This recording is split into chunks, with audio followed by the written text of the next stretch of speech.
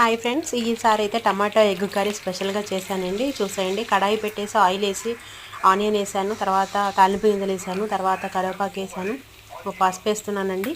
ఇవైతే మంచిగా ఫ్రై చేసుకోవాలి. ఫ్రై అయిన తర్వాత టమాటా అయితే వేసుకోవాలి. ఫ్రై అయింది చూసారా. టమాటా గుజ్జు అనేది పేస్ట్ చేసుకున్నాను నేను.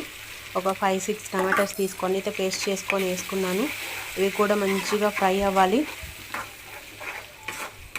వీడియోలో కనిపిస్తున్నట్టు చూసారా, మంచి కలర్ కనిపిస్తుంది కదా. ఇప్పుడైతే chilli powder, salt, garam masala, chicken masala వేసుకొని అయితే మంచిగా ఆయిల్ అంతా పైకి వచ్చేంత వరకు అయితే కర్రీ ప్రిపేర్ చేసుకోవాలండి. మనం ముందుగా చేసి పెట్టుకొని ఇదైతే ఏమంటారు, కర్రీ మంచిగా ఒక దగ్గరకు వచ్చేలాగా చేసుకోవాలి.